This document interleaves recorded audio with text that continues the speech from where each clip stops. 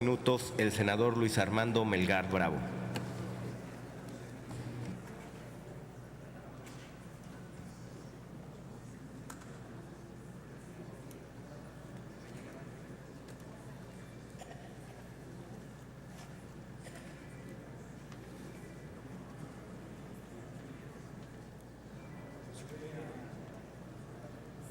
Con su venia, señor presidente. Compañeras y compañeros senadores. Señor secretario de Hacienda y Crédito Público, mi amigo el doctor José Antonio Mit Curi Breña.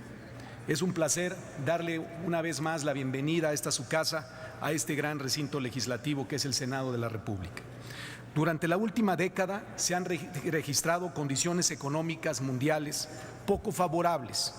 En particular, México ha enfrentado un entorno de bajo crecimiento, un entorno global de bajos precios petroleros, de alta volatilidad en los mercados financieros y políticas proteccionistas en el comercio internacional. En este contexto complejo e incierto y derivado de la crisis financiera global del 2008, los países han tenido que elevar sus niveles de deuda. Entre 2008 y 2016, las economías más avanzadas incrementaron su nivel de deuda como porcentaje a su Producto Interno Bruto en 28.4 puntos porcentuales, mientras que las economías emergentes lo incrementaron en casi 14 puntos. Esto provocó que países como Grecia, como España, como Irlanda, como Italia, tuvieran que recurrir a la deuda soberana, aumentando el costo de su financiamiento externo. En el 2013, México estableció una trayectoria multianual de consolidación fiscal acompañada de reformas estructurales, con el objetivo de fortalecer nuestra economía y de procurar el bienestar de las familias mexicanas, siempre manteniendo finanzas sanas. Las agencias calificadoras y los organismos internacionales, como el Fondo Monetario Internacional, le dieron su reconocimiento por los cambios estructurales emprendidos y el adecuado manejo de las finanzas públicas al gobierno federal. Por ejemplo, recientemente el Fondo Monetario ratificó la disponibilidad de recursos de la línea de crédito flexible, la cual es otorgada a países con marcos de política e historiales económicos limpios y sólidos. Asimismo, las tres principales calificadoras de riesgo, como Moody's, Standard & Poor's y Fitch, incrementaron la calificación de deuda entre 2013 y 2014.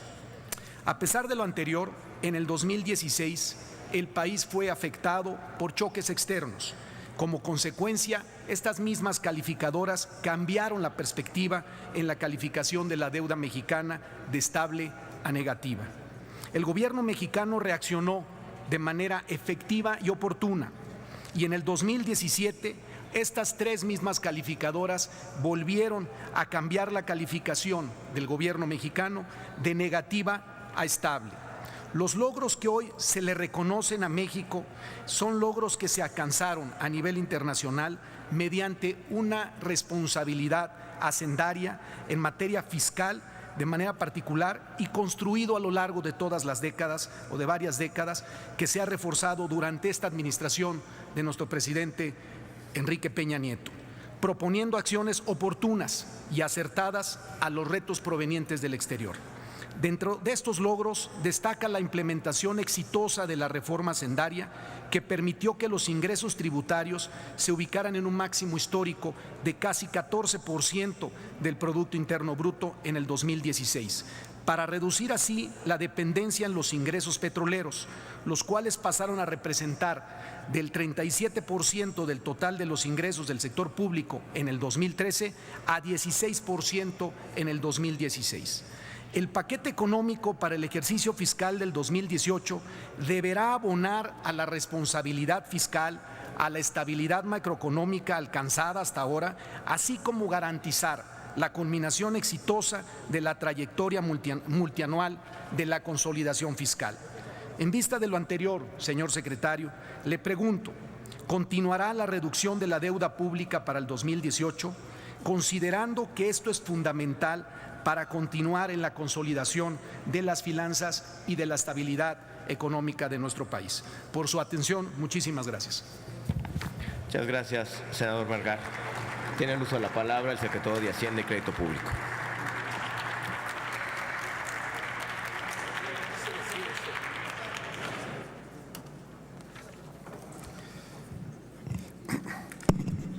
Muchas gracias, senador Melgar, por la pregunta y por los planteamientos. En la dinámica de deuda de México en los años recientes se distinguen dos momentos. Un primer momento que dio lugar a un incremento de la deuda, sobre todo a partir del 2008, tenía que ver con la necesidad de implementar en México una política contracíclica prudente. Del 2008 en adelante, México y el mundo enfrentaron un colapso en la demanda externa con cargo a la crisis internacional. En esa época, las multilaterales sugerían a los diferentes países que agresivamente implementaran, cuando tuvieran espacio fiscal, una política de gasto apoyada en deuda. México lo hizo, pero lo hizo de manera prudente, lo hizo de manera cuidadosa. Lo hizo incluso resistiéndose a llamados que hicieran personalidades distinguidas a que incurriéramos incluso en un mayor endeudamiento para darle un estímulo contracíclico a la economía. Un segundo momento en el incremento de la deuda tuvo que ver con el acompañamiento necesario tanto para la entrada en vigor de la reforma hacendaria como para la entrada en vigor de las reformas estructurales. En uno y en otro caso se hizo un uso juicioso de un instrumento útil en la política pública, en la política fiscal, que es el uso responsable de la deuda para acompañar la economía y darle fortaleza cuando otras fuentes de la demanda flaquean. En el 2013 se anunció y se comprometió una trayectoria de endeudamiento para el país. Se dijo que se acompañaría con este estímulo la entrada en vigor de estas reformas, pero se comprometió también a que al final de la administración la deuda o el déficit se ubicaría en 2.5 del PIB y que al final de la administración la deuda tendría una trayectoria descendiente como porcentaje del PIB. No fuimos los únicos países que hicimos compromisos de trayectorias de consolidación, pero somos de los pocos que los ha cumplido. Hoy México está por adelante de la curva en recuperar espacio fiscal y lo recupera con mayor velocidad que los países de las economías emergentes del G20 y que los países latinoamericanos. Si hoy tuviéramos que caracterizar nuestra situación de deuda, esta tendría varias características. La primera es que es una deuda que se ubica en una trayectoria descendente. La segunda es que es una deuda que tiene una estructura sólida, mayoritariamente interna, más del 77%, minoritariamente externa, mayoritariamente, prácticamente el 82% a tasa fija y a largo plazo, con un plazo promedio cercano a los 8 años y 0% de nuestra deuda indizada al tipo de cambio. Es una deuda, en tercer lugar, que compara bien cuando volteamos a ver al mundo. Compara bien en dos dimensiones: en términos de cuánto se ha incrementado del 2008 al 2017 y en términos de cuál es el nivel en el que se ubica.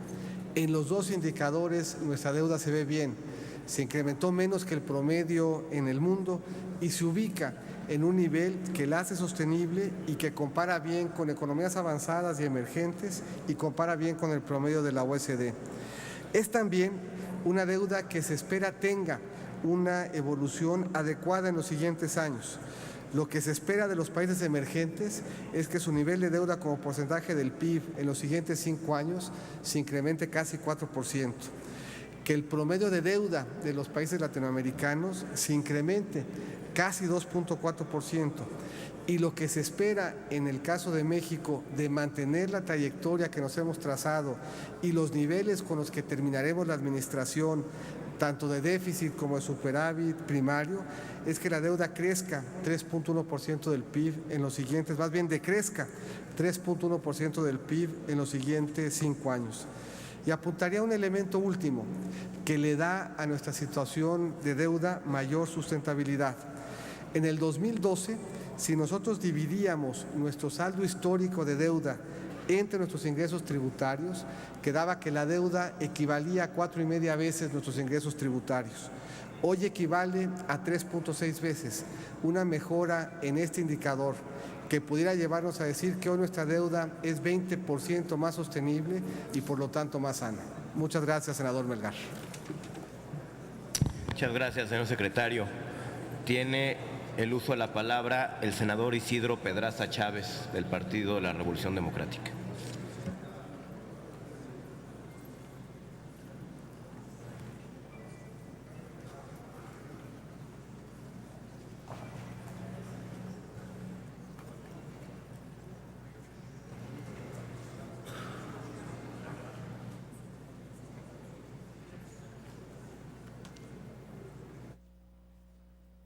Gracias, presidente. Con el permiso de la mesa y con la atención de ustedes, compañeras y compañeros, este ejercicio pues realmente es sano. Yo quisiera empezar preguntándole, señor secretario, ¿cuál es el compromiso de la Secretaría de Hacienda y Crédito Público para evitar el desvío de recursos públicos en el proceso electoral del año 2018, donde se define la presidencia de la República? Y quiero preguntarle luego, porque luego se distraen y ya no pone atención, no me contestaría. Yo le diría que la esencia de nuestro sistema político electoral deviene del mandato constitucional que prohíbe el desvío de recursos públicos con fines político-electorales. No obstante, en el proceso electoral que vivimos en diversas entidades del país, se prenden las alarmas por los avances de nuestra democracia, porque se ve involucrada en el uso de recursos públicos para la compra de votos. Un caso particular del Estado de México dejó dos importantes lecciones. Por un lado, la necesidad de fortalecer los recursos de la FEPADE para la prevención de delitos electorales, y evidenció la práctica gubernamental de la compra de votos con recursos públicos, particularmente con el uso indebido de programas sociales. Y hay datos de la Auditoría Superior de la Federación que de los 32 gobernadores que han administrado el país a la par del sexenio del presidente Peña Nieto, solamente entre los 22 que son priistas han desviado alrededor de 258,829 millones de pesos. Estos recursos públicos, de acuerdo con las denuncias, están ahí acreditados por la Auditoría Superior de la Federación, qué bárbaros, y que serían recursos para el grupo parlamentario del PRD suficientes para reconstruir pues, las escuelas públicas que hoy resultan dañadas y buena parte de las viviendas de los compañeros de los estados de Oaxaca y de Chiapas. Por eso, hoy más que nunca, tenemos que establecer los candados para evitar que el gasto federal nuevamente se utilice para fines ilícitos. Observamos que los recursos que ya se están distribuyendo en Chiapas y Oaxaca a través de tarjetas para la adquisición de materiales para vivienda pueden convertirse en la segunda versión del caso Monex. Ahí sí llama la atención esto y tendremos que blindar. Todos los partidos han insistido en esta parte y queremos en ese sentido puntualizar esto. Y luego otro cuestionamiento que yo le hago que tiene que ver con el papel que desempeñó la Secretaría de Hacienda con los instrumentos de fiscalización e inteligencia financiera que tiene a su disposición. No haya identificado con oportunidad el desvío de recursos de estos exgobernadores que hoy enfrentan procesos penales y que ahora lo que estaría obligada la Secretaría es a convertirse en coadyuvante del Ministerio Público para fijar responsabilidades y que no vayan a salir absueltos como a veces sucede. Y por otro lado, ahorita que lo oí hablar de la política anticíclica y la forma como se ha estado enfrentando el manejo de deuda, usted propuso para 2016 o de 2015 el presupuesto base cero, con las medidas para evitar el gasto innecesario en programas sociales. Pero luego resulta que a la hora de informar, cuando menos en mayo, se habló de un sobreejercicio de 379,942 millones de pesos. Esto preocupa y se requiere una aclaración, pues porque vamos haciendo el presupuesto pequeño para gastar en cosas necesarias y resulta que gastamos más, pero gastamos más en los rubros de administración del gobierno federal. Entonces esa es una preocupación que sí creo que se requiere informar o aclarar con precisión, porque pudiera parecer, por un lado, una burla al Congreso, que se pide un monto, se ejerce otro y sobre todo se recortan el dinero en gasto social. Yo estoy trabajando en el movimiento de organizaciones sociales y hemos visto cómo se recortó el recurso en agricultura, en Sedesol, en la reforma agraria o en la Sedatu, de tal manera que estos recortes pues han limitado mucho la respuesta a los que más van dirigidos los subsidios en este momento del gasto social. Por eso también valdría la pena saber pues dónde quedó el dinero de mayor endeudamiento y que esto nos propicie la certeza de cómo nuestra deuda baja si gastamos más en los ramos administrativos. Por su atención, muchas gracias, señor secretario. Muchas gracias, señor senador.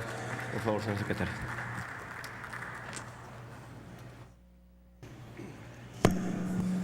Muchas gracias, señor senador. Reiterar lo que ha sido una instrucción que el presidente Peña Nieto ha mantenido a lo largo de toda su administración, que es un compromiso absoluto para evitar que el uso de los programas sociales se utilice desde el punto de vista electoral. Hemos venido depurando la norma y la práctica, hemos venido desplegando contralores sociales, le hemos venido dando cada vez más publicidad y difusión a quiénes son los padrones, cuáles son sus derechos y al hecho de que no se le puede condicionar a nadie un programa social a cambio de compromiso ninguno. El año que entra habrán de suspenderse las altas y las bajas en los programas durante el periodo de las campañas. El año que entra habrán de suspenderse también eventos masivos, reuniones y asambleas en el mismo periodo. De igual forma, desde principios de año habrán de publicarse los calendarios de entrega para que se tenga plena certeza de cuándo y dónde tendrán lugar los espacios de entrega de recursos de los programas sociales. Habrá una prohibición expresa para que durante las campañas no pueda crearse ningún programa social nuevo y habrá la obligación además de publicar las listas y los padrones de todos los beneficiarios ubicándolos con precisión. Cabe señalar que en la gestión de estos programas durante el 2016 fue la menos observada en todos los procesos electorales.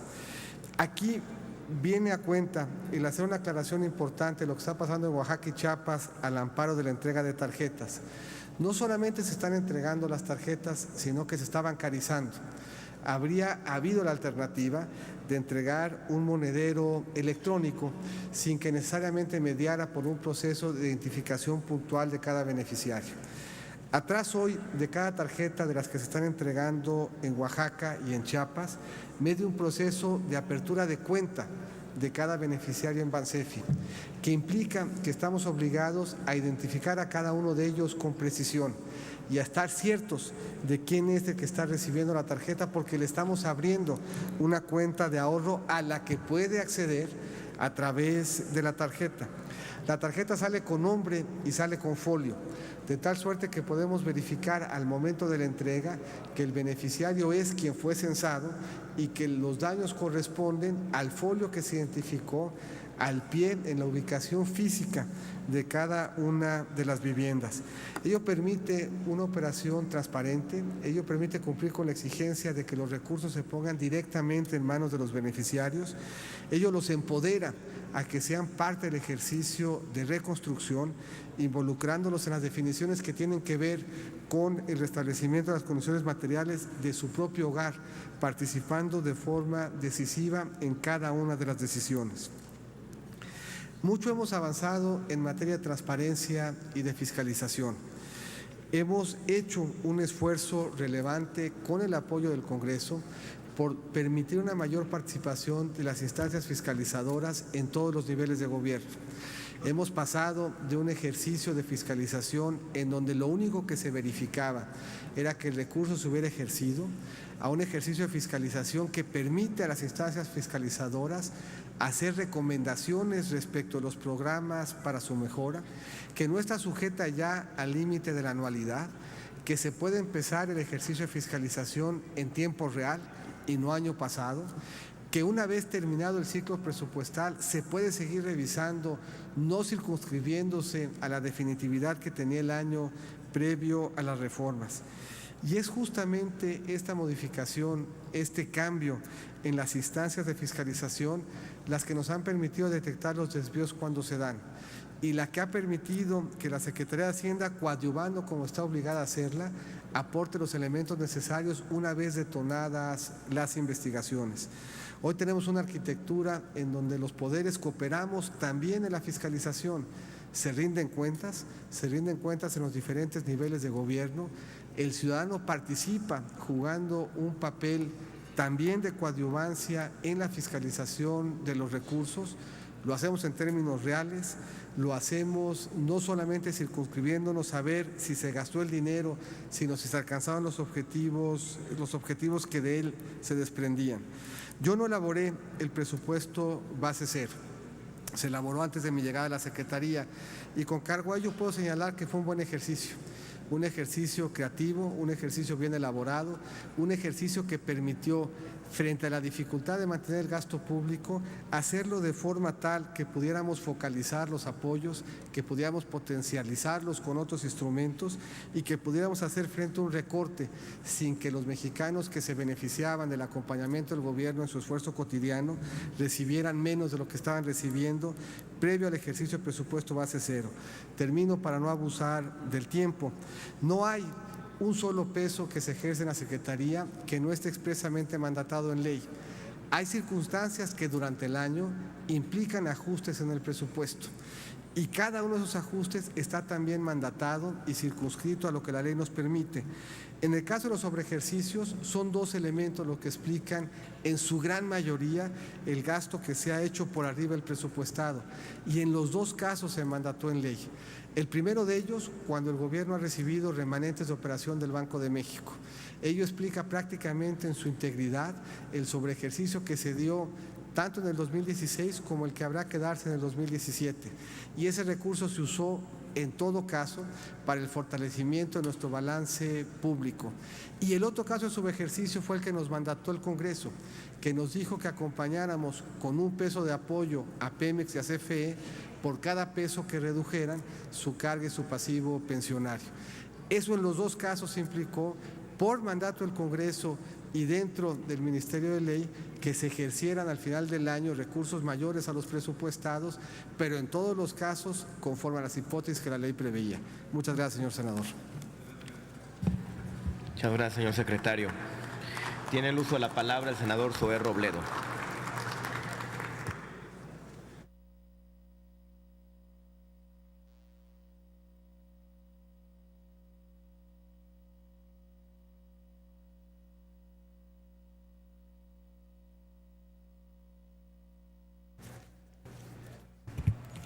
Con el permiso del senador presidente, compañeras y compañeros, señor secretario Meade, bienvenido al Senado. Yo no sé si usted lleve la cuenta, pero esta es la 9ª vez que acude al Senado de la República a rendir cuentas sobre alguna de sus responsabilidades en el gobierno federal.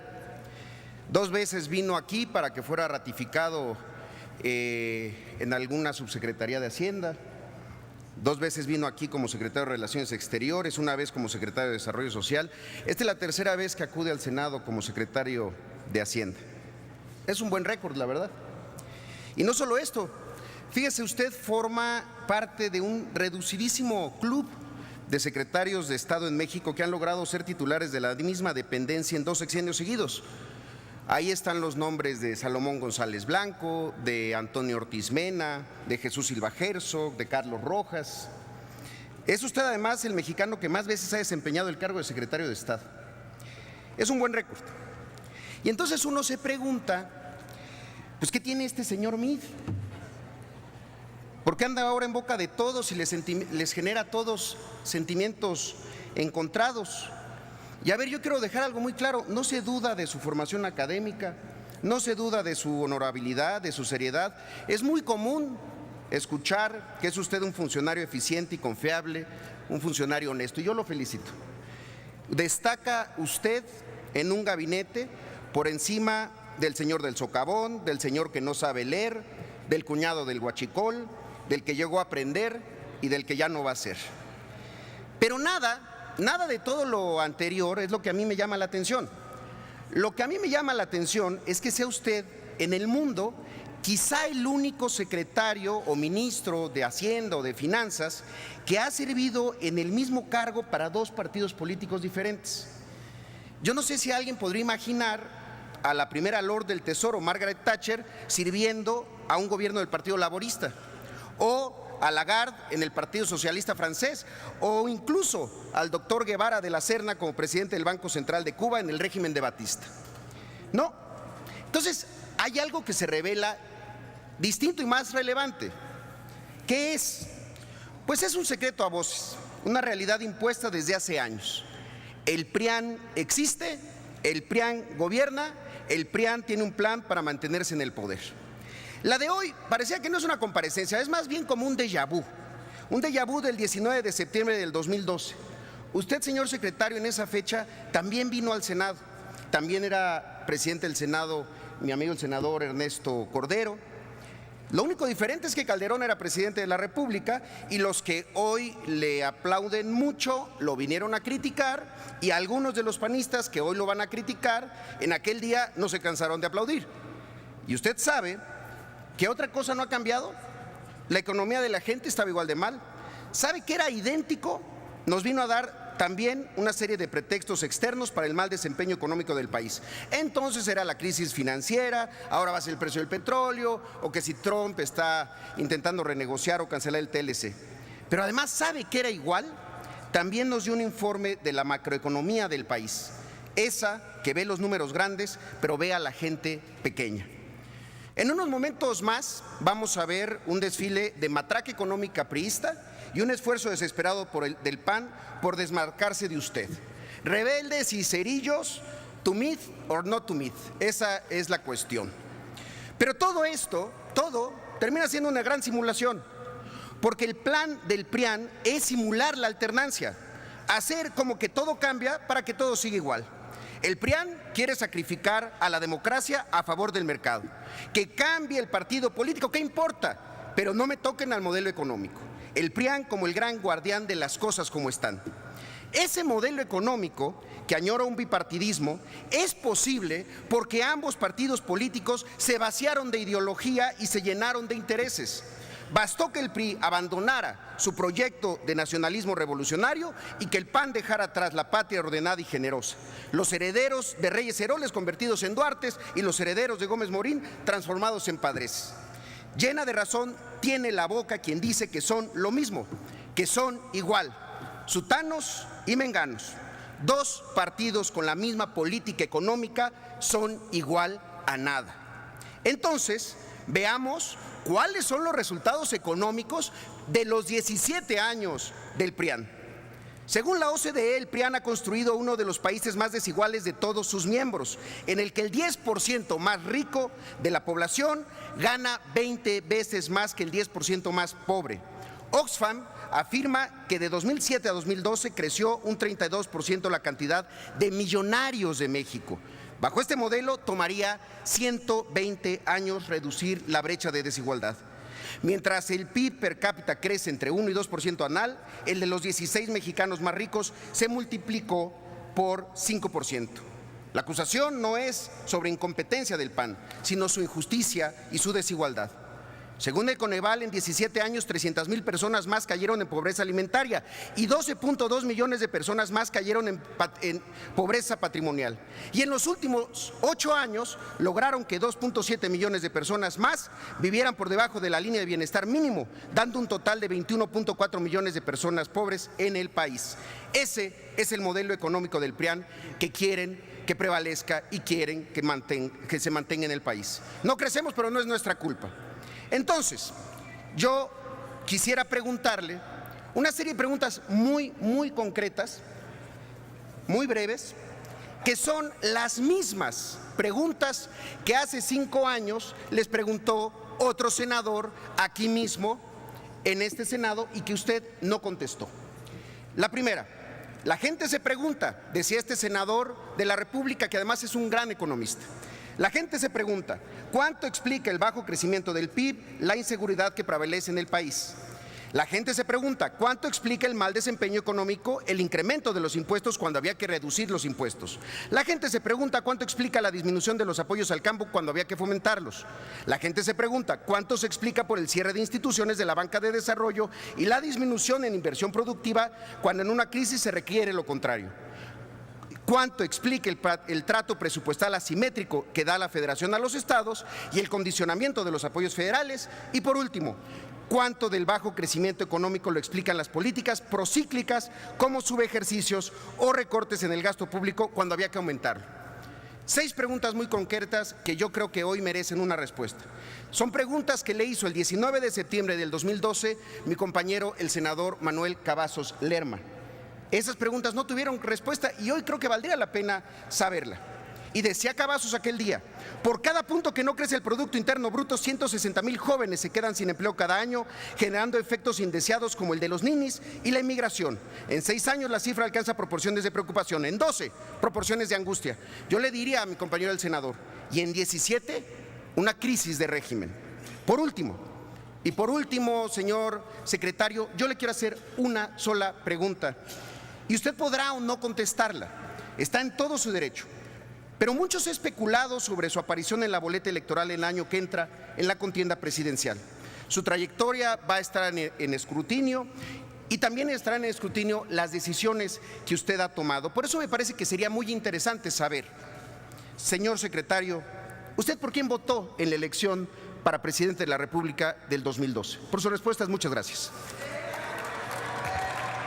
Muchas gracias, senador Zoé Robledo. Tiene el uso de la palabra, señor secretario.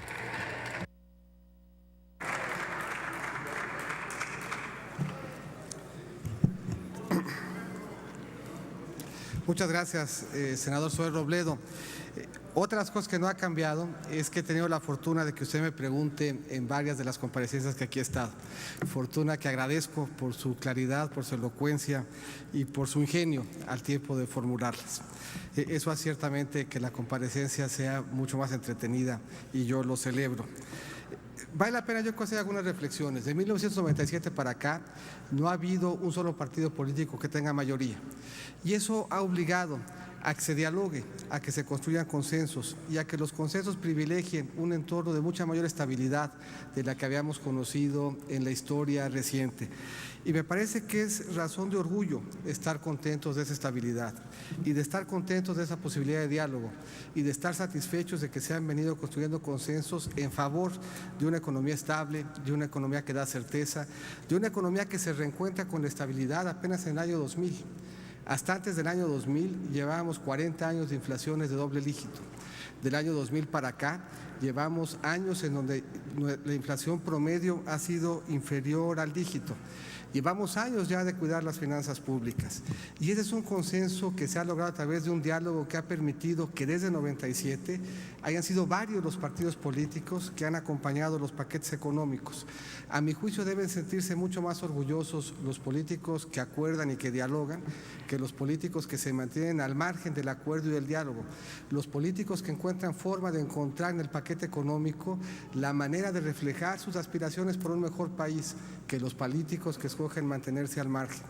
Los políticos que encuentran generosidad para ceder y acordar y así ver reflejados sus ideales, sus aspiraciones y sus ambiciones para el país, que los políticos que, como dijera también un distinguido político, hasta cuando se desmayan, en vez de regresar en sí, regresan en no. Yo creo que quienes les han ofrecido un sí a su país han construido mucho más quienes han vivido permanentemente diciendo que no. Y este país ha cambiado mucho en las últimas 2 décadas y ha cambiado mucho en lo micro. No solamente ha habido estabilidad como un objetivo, ha habido estabilidad como un medio. Y es un medio que nos ha permitido a los mexicanos construir en beneficio de cambiar la circunstancia de cada una de las familias en México. Y basta hacer un recuento en su propio estado. En 1994, 3 de cada 10 viviendas en Chiapas no tenían acceso a energía eléctrica. Hoy, menos del 1% de los chiapanecos dejan de tener acceso a la luz. En esa época, 1 de cada 5 viviendas tenían piso de tierra. Hoy las tienen muy pocas. En esa época, 1 de cada 7 viviendas no tenían acceso al drenaje hoy prácticamente todos están comunicados. En esa época, nuestro reto en Chiapas y en el país era el analfabetismo. Hoy es el dar acceso a la universidad. El 80% de los mexicanos que hoy están en una instancia de educación superior son los primeros en la historia de su familia en alcanzar ese grado. Es cierto que tenemos muchos retos, pero es cierto que le hacemos un mal servicio a la capacidad de concensar y de construir, no reconocer también los muchos avances. Partiendo de la base de que un mexicano en situación de pobreza extrema es inaceptable y de que un mexicano en situación de pobreza extrema debiera darnos vergüenza, también lo es que en los últimos 20 años el acceso material de muchos millones de mexicanos ha cambiado y ha cambiado para bien en prácticamente el indicador que uno escoja. Si el indicador es muro firme, techo firme, piso de tierra, si el indicador es acceso a agua, luz o drenaje, si el indicador es el número de niñas y niños que están en la escuela donde debieran de estarlo, si el indicador es el número de adultos mayores que terminan su ciclo escolar, si el indicador es el número de mexicanos que tienen acceso a la salud. De nuevo, no hace falta ir muy lejos para recordar tiempos en donde un diagnóstico de leucemia para un niño era una sentencia de muerte. Hoy 8 de cada 10 se salvan, que es el estándar internacional.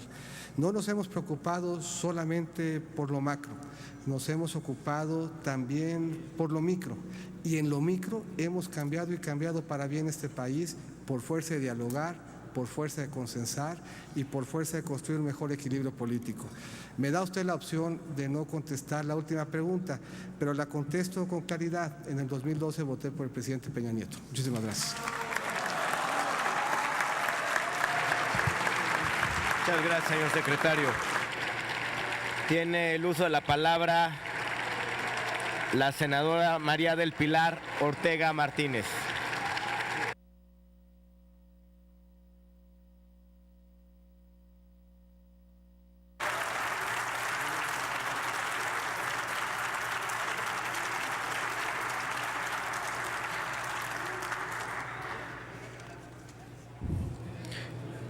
Tiene el uso de la palabra la senadora María del Pilar Ortega Martínez.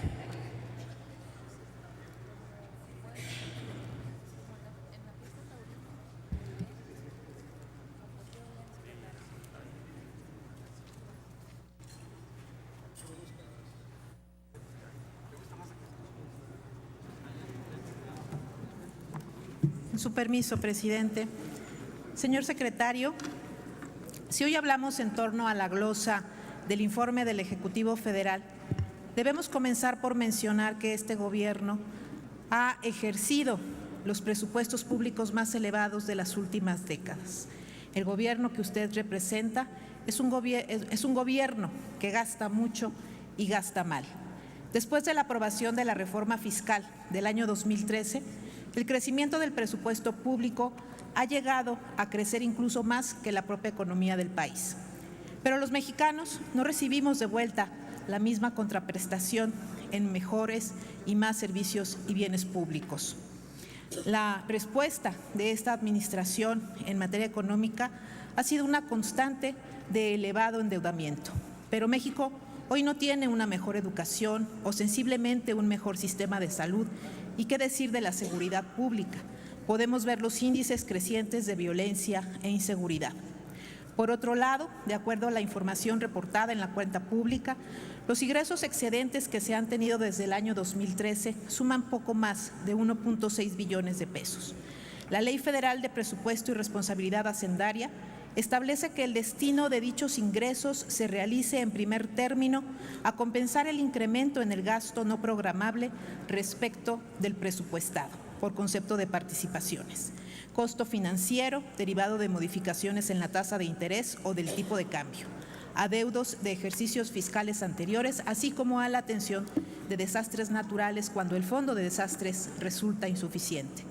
De los años 2013 a 2016, señor secretario, la suma del gasto ejercido versus el modificado por el Ejecutivo Federal supera los 1.1 billones de pesos, siendo el año pasado el que más modificaciones sufrió, llegando a más de 566,000 millones de pesos, de los cuales aproximadamente 300,000 millones de pesos se tuvieron que destinar a la compra de activos financieros, productos del excesivo endeudamiento de este gobierno por la normalización de la política monetaria de Estados Unidos y por el encarecimiento del dólar.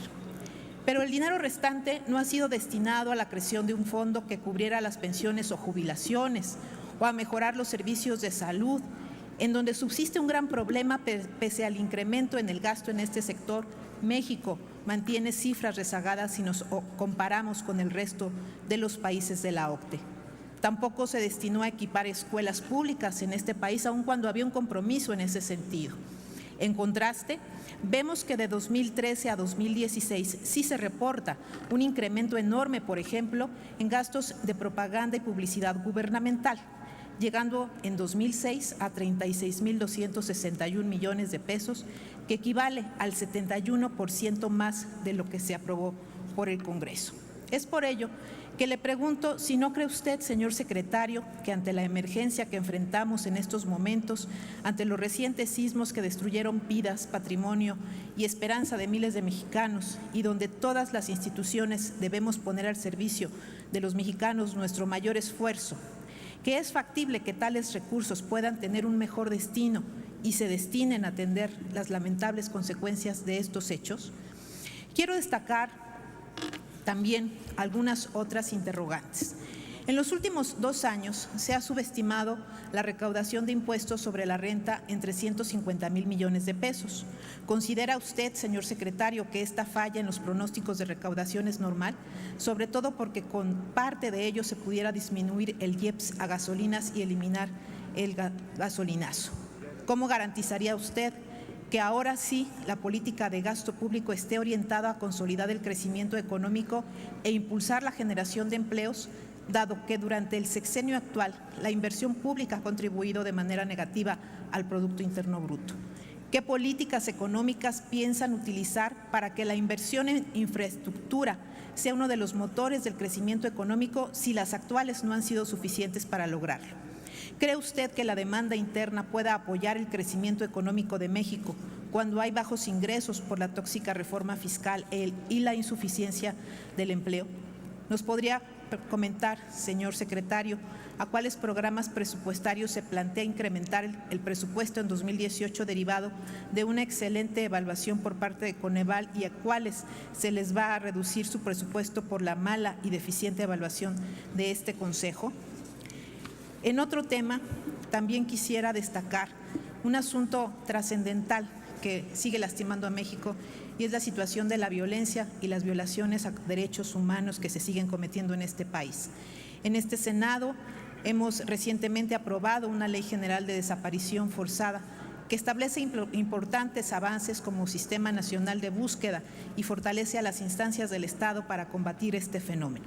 A pesar de que dicha ley fue aprobada en comisiones ya en la Cámara de Diputados y está enlistada el día de hoy para su debate, no sabemos cuándo concluirá el proceso legislativo y siendo un asunto de la mayor relevancia, quisiera preguntarle si tiene usted ya un plan presupuestal para atender las obligaciones que en su momento impondrá esta nueva ley una vez que sea promulgada. Por sus respuestas, muchas gracias. Muchas gracias, senadora. Tiene el uso de la palabra, señor secretario.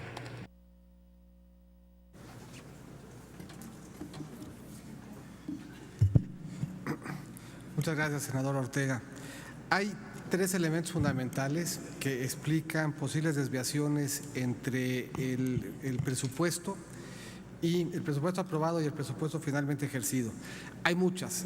Durante el año se dan diferentes circunstancias, se da la necesidad de poner distintos acentos al presupuesto, la posibilidad de hacer reconducción presupuestal, como la que habremos de hacer sin duda durante el 2017 para hacerle frente a los desastres naturales. Implicará seguramente esfuerzos y reasignaciones por arriba de los saldos que tiene el Fonden. Pero son 3 las que motivan los temas a los que usted hace referencia. El primero de ellos tiene que ver con todos aquellos ingresos que tienen un destino específico y que se presupuestan en cero. Es la práctica presupuestaria correcta. No es sino hasta que se actualiza el ingreso que se le autoriza a la dependencia este ingreso como excedente y la posibilidad de gastarlo. El caso más usual, el caso más claro, es el que tiene que ver con los recursos que alimentan al Consejo de Promoción Turística Mexicana y también al Instituto Nacional de Migración. Estos se alimentan con el derecho del no inmigrante. En la medida en que se va recaudando el derecho del no inmigrante y hasta por el 100% de ese monto, se va autorizando año con año este ingreso excedente y reconociendo la posibilidad del Consejo y del Instituto de hacerle frente a ese gasto. Todos los años, en consecuencia, tenemos una diferencia hasta por el monto de los ingresos con destino específico que se presupuestan en cero. Un segundo elemento que explica la diferencia es el remanente de operación del Banco de México. La práctica presupuestaria nos lleva siempre a presupuestar el remanente en cero y nos lleva a presupuestarlo en cero porque su destino también está fijo por ley. Cuando el remanente se actualiza, nosotros estamos obligados desde una modificación que se hizo en el 2015 a utilizar el remanente en su totalidad para mejorar el balance del sector público.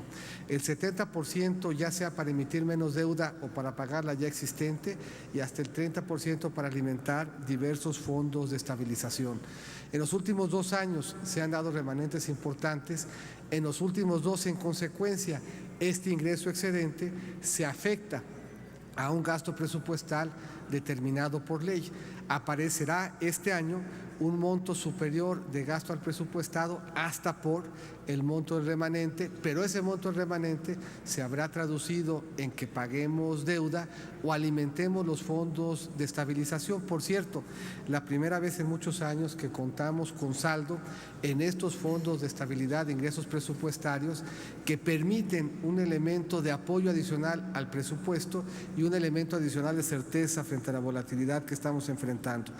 Eso implicó que durante 2016 y en el 2017 el balance público mejore por arriba de lo que originalmente se tenía presupuestado.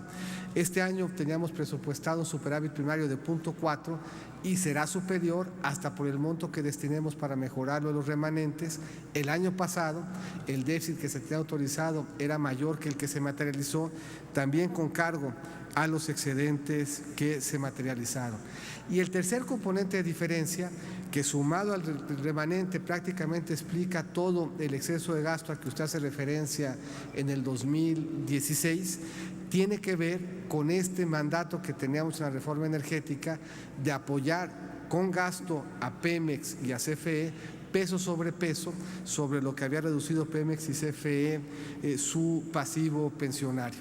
Esto ilustra que en ningún caso hay un gasto que no esté contemplado en ley y que en todos los casos estos ingresos excedentes tienen un destino específico que se ha materializado en el uso del gasto público. Sabíamos desde el principio, así vienen los criterios económicos, en los criterios de política económica del 2014, que empezaríamos un proceso de consolidación fiscal, que la expansión que se dio al principio de la administración y que se dio fundamentalmente en inversión pública, eventualmente tendríamos que recortarlo conforme fuéramos consolidando las finanzas públicas. Y eso nos obligó, y desde muchas perspectivas motiva, y hoy celebramos, a las reformas estructurales, porque permitieron que fueran otras las fuentes de inversión las que complementaran la inversión pública. Hoy, frente al entorno que vimos en el precio del petróleo, la inversión pública de Pemex se redujo, como se redujeron el de todas las empresas petroleras, pero se complementó el ingreso con la inversión que viene del sector privado. Cuando revisamos nuestra geografía de inversión pública y vemos puertos y aeropuertos en los que se está invirtiendo, se hacen al amparo de proyectos que hoy la ley permite y que antes no se hubieran podido hacer, sobre todo un marco moderno de APPs que nos permite con transparencia financiar proyectos que tienen en muchos casos su propia fuente de pago sin que presionen las finanzas públicas. La modernización del puerto de Veracruz, el aeropuerto de la Ciudad de México son buenos ejemplos de eso. Pero cada sector que correctamente abrimos a la participación de privados y cada peso que ellos invierten alivian de la presión de haberlo hecho de recursos públicos, sabiendo que hubiéramos tenido o que teníamos enfrente el reto de consolidarlo. Y termino solamente para ilustrar el impacto del presupuesto base cero y lo que estamos proponiendo en el presupuesto del 2018. Antes del presupuesto base cero, 4 de cada 10 pesos, entre 4 y 5 de cada 10 pesos de gasto social se orientaba a aquellos programas que Coneval identificaba como prioritarios. En el presupuesto de 2018, la cifra equivalente es 7 de cada 10. Y abusando de unos segundos adicionales, sabiendo lo que importa para este Senado, la ley de desaparición forzosa, si bien toda vez que no se ha aprobado en diputados y no existe, por lo tanto, la figura, no podíamos presupuestarlo, pero hicimos una previsión que nos permitirá en el año, y esa es una razón adicional que implica desviaciones del presupuesto aprobado al que finalmente se ejerce, hacer una reconducción que nos permita darle aliento presupuestal a esta iniciativa. Muchas gracias, señora senadora. Muchas gracias, señor secretario. Tiene el uso de la palabra el senador Gerardo Sánchez García.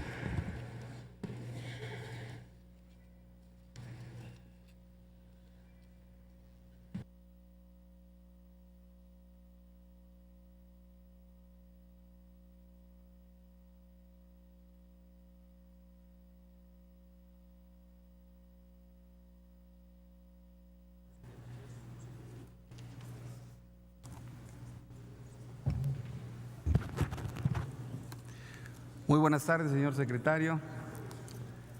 En el Senado de la República celebramos su presencia, sobre todo para reflexionar de manera colectiva de cuál es el comportamiento de la economía de nuestro país. El pasado 8 de septiembre fue entregado por usted a la Cámara de Diputados el paquete económico proyectado para el 2018. El monto que ascienden los ingresos y egresos es de poco más de 5.2 billones de pesos, 2.2% mayor al del año 2017. De acuerdo a los criterios generales de política económica, se estima un crecimiento del Producto Interno Bruto para el 2018 en un rango de 2 a 3%, inflación de 3% y tipo de cambio 18 pesos por dólar. Señala usted en el proyecto de presupuesto de egresos que asciende a 5.236.4 miles de millones de pesos, el gasto programable crece en 7.3% en términos reales. Los ramos administrativos disminuyen su gasto en 2.8%. En su reciente comparecencia en la Cámara de Diputados dice que desde que presentamos el paquete, el entorno ha cambiado. Embates de la naturaleza han dejado de sentir su presencia. Sin embargo, casi al final de su presentación mencionó: este es un paquete responsable para darle certeza y estabilidad a los mexicanos. Doctor Meade, ¿cuál sería una propuesta del Ejecutivo que permita hacerle frente a esta situación que vivimos? Se lo pregunto porque tiene que ver con el crecimiento económico en una coyuntura de emergencia nacional que hoy estamos viviendo. Ciertamente, nuestra economía sigue creciendo pese a un entorno internacional complejo. El proyecto de nación y los cambios estructurales, como lo ha mencionado con todo detenimiento, implementados por la administración, ya empiezan a blindar a la nación. Los 2 primeros trimestres, el Producto Interno Bruto creció el 2.8% y 1.8% en cifras originales, lo que arroja un crecimiento en el primer semestre anualizado de 2.3% y de 3% con cifras estacionales. Usted afirma con toda razón que nuestra economía muestra 30 trimestres consecutivos de crecimiento económico. El empleo en la administración del presidente Peña Nieto llega a casi 3 millones, mejorando el ingreso real de los trabajadores en 12% y el mercado interno y el consumo privado sigue consolidándose. Los choques externos no han tenido el efecto negativo que tuvimos en el 2016. No obstante que recientemente se vive una coyuntura política interna y los ya acostumbrados desplantes en las declaraciones del presidente Trump, amenazando retirarse de las negociaciones del Tratado de Libre Comercio y que han causado una ligera depreciación de nuestra moneda con respecto al dólar del 4% en los últimos 15 días.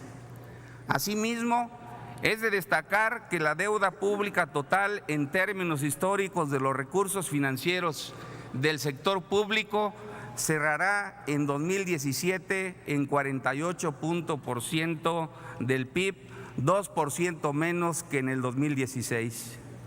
Reconocer también que las calificadoras, como ya se ha señalado, de Standard & Poor's y Fitch mejoraron la calificación de nuestra economía de negativa a estable.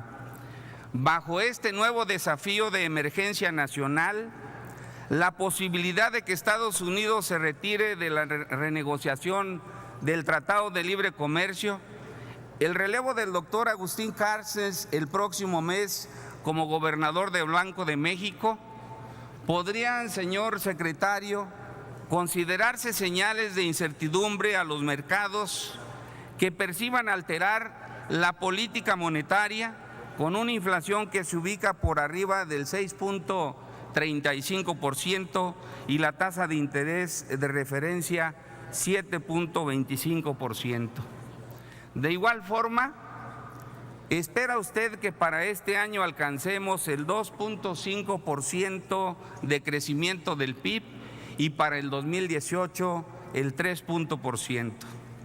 Finalmente, señor secretario, en un esfuerzo de hipótesis, ¿cómo se imaginaría usted nuestra economía de no haber llevado a cabo las reformas estructurales, entre otras, la hacendaria, la financiera, la de telecomunicaciones? Y quisiera de manera especial si nos destaca su impacto en el campo que hoy crece el doble de la economía nacional y que en gran medida ha sido consecuencia de la consolidación de la reforma hacendaria, la reforma financiera, y que han crecido de manera muy simbólica. Por sus respuestas, muchas gracias, señor secretario. Muchas gracias, señor senador. Tiene el uso de la palabra, señor secretario.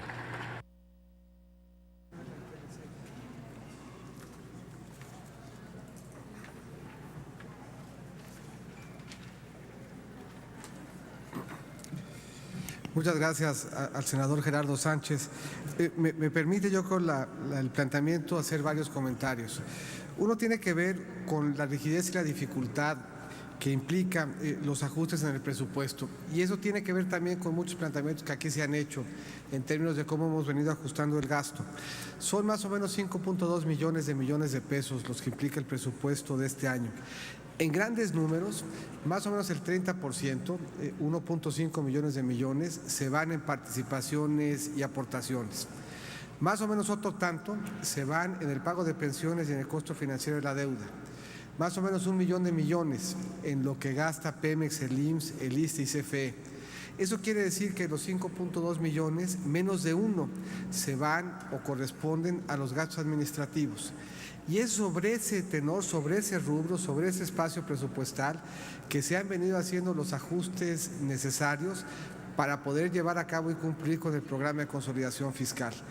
El grueso del apoyo o el grueso del esfuerzo en materia de consolidación fiscal se ha venido haciendo a costa de los ramos administrativos, y es ahí donde estamos teniendo que hacer esfuerzos de reconducción en el 17 y en donde habremos de proponer en diálogo y en cooperación con la Cámara de Diputados que se hagan los esfuerzos de reconducción en el 18 para que podamos lograr que encuentren en ese presupuesto aliento y certeza quienes han sido afectados por los sismos.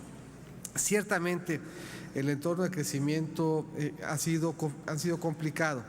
Decía Zoé Robledo en su participación que en los diferentes años permanentes en estas comparecencias se habla del contexto internacional. Y no podría ser de otra manera. México es de las economías más grandes del mundo, pero está inmerso en un contexto. Y es importante saber cuál es ese contexto para poder evaluar cuáles son las fuentes de crecimiento con las que contamos, cuáles los vientos a favor y cuáles los vientos en contra. Y ciertamente los vientos en contra han sido complicados, han sido complejos en lo externo y en lo interno. El año pasado, la producción manufacturera de los Estados Unidos creció 0.2%. 20 veces menos de lo que estaba creciendo apenas 2 años antes.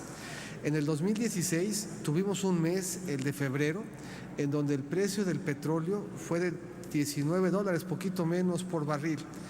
Apenas unos años antes vimos precios del petróleo de $133 por barril. Nuestra plataforma no hace mucho, hace 12 años, era de 0.3 billones de barriles de petróleo diario. Este año será la primera vez desde 1980 que esté por abajo de 2 millones. Todo eso le pega al crecimiento, le pega el sector energético y su desempeño, le pega el contexto de crecimiento global y afecta nuestro desempeño. Y ese contexto le pega por igual a diferentes economías.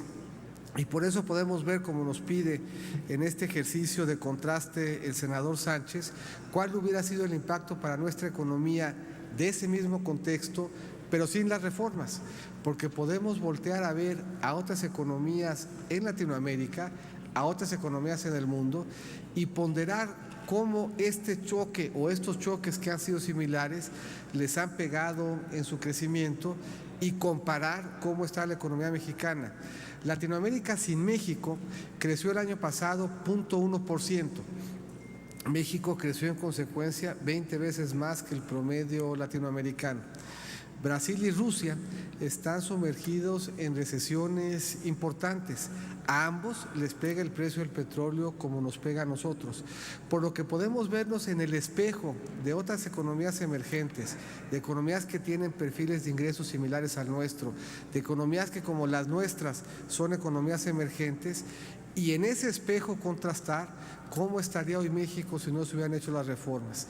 Y la respuesta es que si México hoy está creciendo es porque cambió, es porque encontró en las reformas nuevas fuentes de crecimiento, porque abrió a mayor participación sectores que previamente estaban cerrados. Sin la reforma no habríamos tenido el aliento que hoy tenemos de haber abierto a participación sectores que son estratégicos y que nos dan mayor competitividad. Y el espejo en el que nos vemos, el espejo en el que nos estaríamos viendo, es un espejo que tendría como signo característico mayor pobreza, mayor desempleo y menor crecimiento, que es lo que estamos viendo en economías emergentes como la nuestra, que no tuvieron capacidad de generar consensos y de darse a sí mismo la oportunidad de abrirse, de flexibilizarse, de modernizar sus economías como lo hemos venido haciendo nosotros. Así se hubiera visto México si no hubiera habido generosidad, consenso y liderazgo para cambiar. Muchas gracias, senador Sánchez. Muchas gracias, señor secretario. Damos comienzo al segundo bloque de preguntas. Inicia el senador Alejandro Encinas.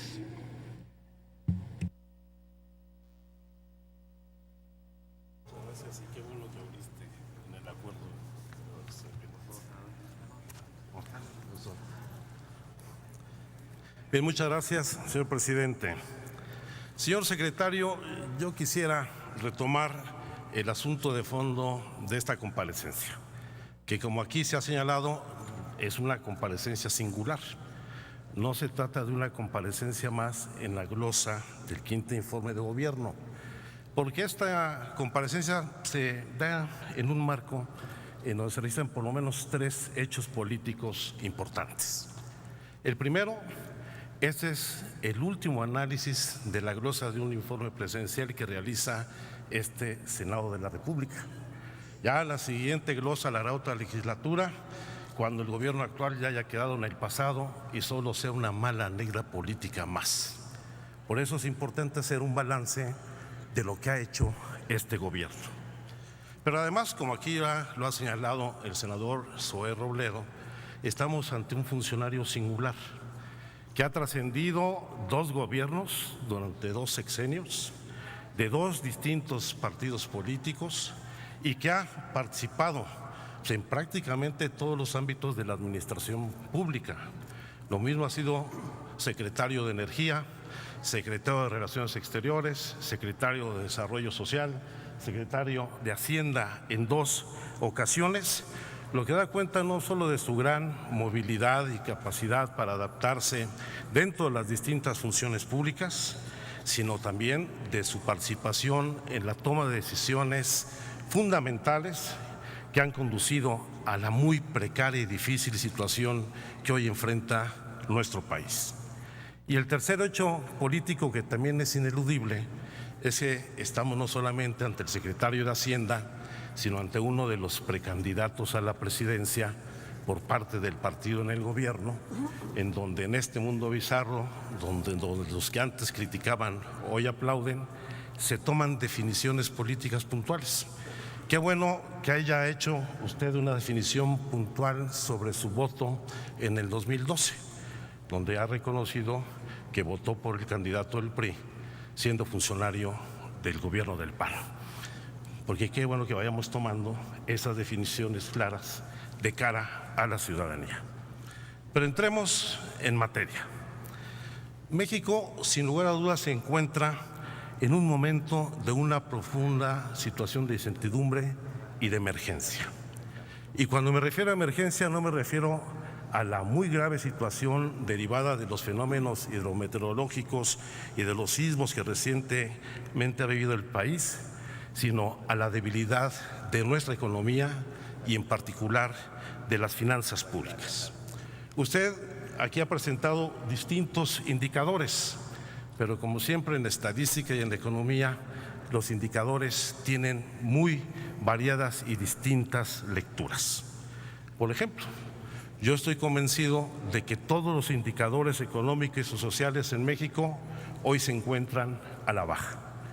Una economía estancada, con ritmos de crecimiento en promedio de 2 puntos anuales, que no ha logrado despegar en ningún momento en los últimos años. Un crecimiento, yo digo, inmoral de la pobreza y la desigualdad, donde cada año se invierten más recursos para combatir la pobreza y sin embargo cada año tenemos más pobres, por más que se busque ocultar en las cifras y en las estadísticas esta situación, modificando las metodologías para ocultar la verdadera calidad, el verdadero deterioro en la calidad de vida de los mexicanos. Se han sofisticado tanto las metodologías de análisis que somos un país donde tenemos ya la carrera de pobretólogos, que ya clasifican la pobreza en pobreza extrema, alimentaria, patrimonial, con tal de ocultar la verdadera gravedad de la desigualdad social y la concentración del ingreso en un país donde la tercera parte del ingreso nacional lo concentra el 1% de la población con mayores ingresos en el país, cuando más del 56% de los mexicanos no tienen los recursos suficientes para subsistir con dignidad. Y creo que la realidad, por más que se quiera ocultar, ha sido muy dura y ha derrumbado los mitos, las ilusiones y las ofertas que el gobierno que usted hoy aquí representa ofertaron con las famosas reformas estructurales.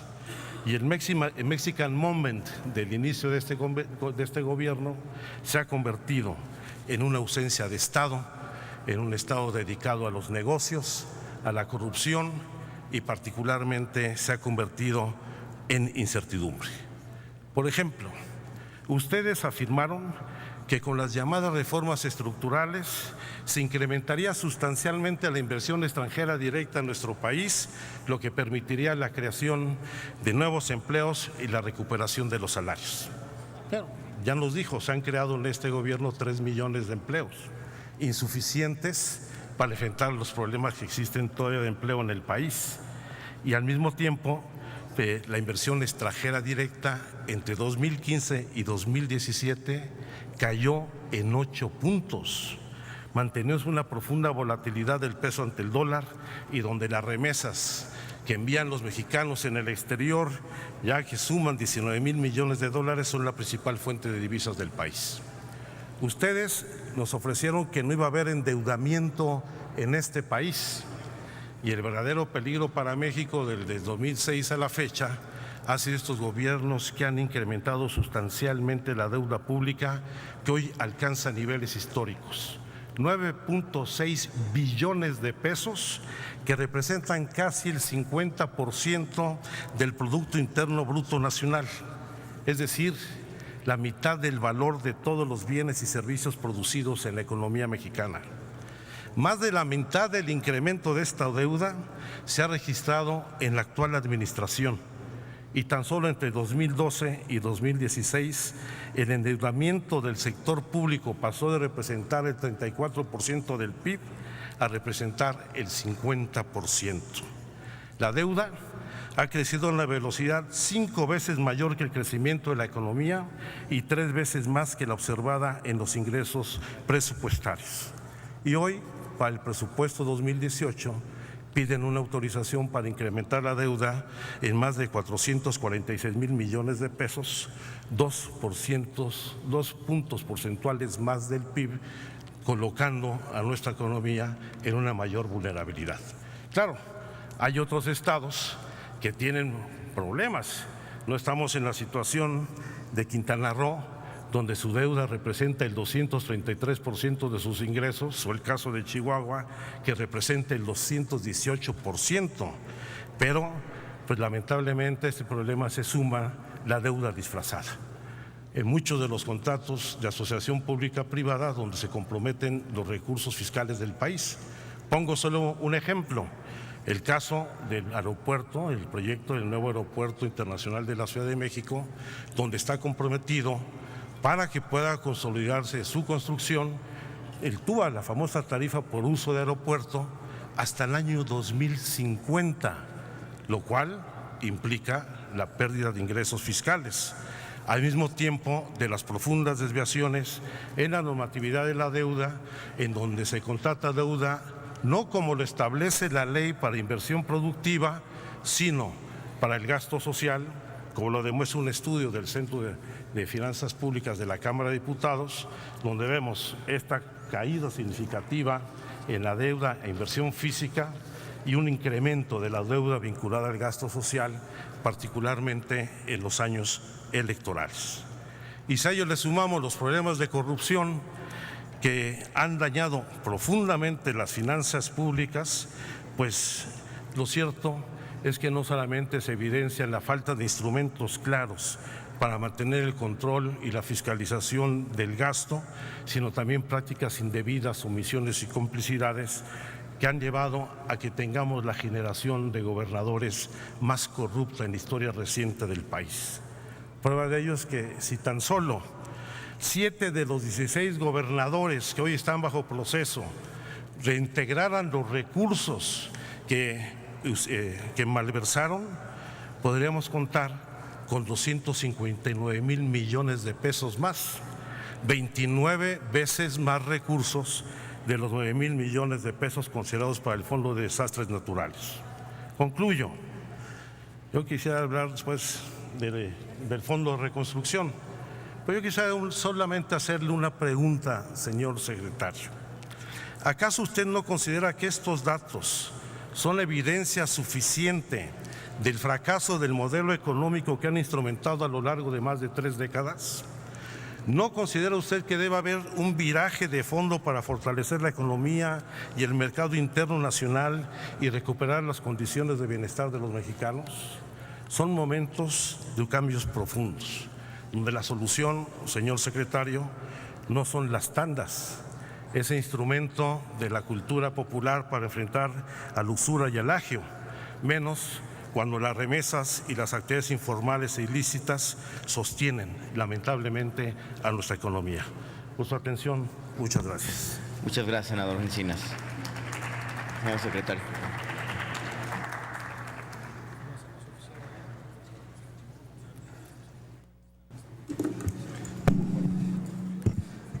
Señor senador Encinas, obligado como estoy a comparecer bajo protesta a decir verdad, Quisiera empezar haciéndole un gran reconocimiento. Me parece que usted ha hecho del ejercicio del servicio público, del ejercicio del diálogo, del ejercicio de la construcción de consensos, un gran activo para el país en momentos de enorme dificultad. Como esto lo he dicho en lo privado, no tengo no solamente ningún empacho, sino que me da mucho gusto decírselo también en lo público.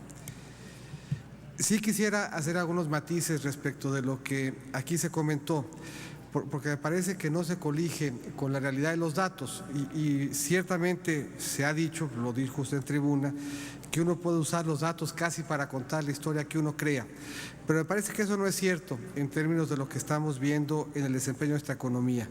Parto primero por reconocer que los retos que tenemos son enormes. Tenemos retos en pobreza, tenemos retos de inclusión, tenemos retos de desigualdad. Parto también por reconocer que la economía mexicana está como nunca sujeta a un proceso de incertidumbre que nos viene de fuera. Y no solamente la incertidumbre de entornos geopolíticos, no solamente es una incertidumbre en abstracto, es la incertidumbre concreta que nos da el estar inmersos en un contexto muy difícil, en la definición de cómo habremos de integrarnos en la economía norteamericana, de cuáles habrán de ser los mecanismos que nos permitan hacerlo. Y esa incertidumbre gravita sobre las decisiones que tomamos y esa incertidumbre nos obliga a dar desde aquí muestras de certeza. Hay muchos elementos que no controlamos, hay muchos elementos que escapan a la definición de la política pública doméstica. Frente a esa incertidumbre nos hemos empeñado en mandar desde aquí señales de certeza. Nuestro mejor instrumento para hacerlo es el paquete económico y el paquete económico ha mandado señales de certeza y de responsabilidad que hoy anclan un proceso de confianza en México, insisto, en medio de choques de confianza muy relevante, no solamente genéricos alrededor de las economías emergentes, sino específicos respecto de los retos que tiene la economía mexicana.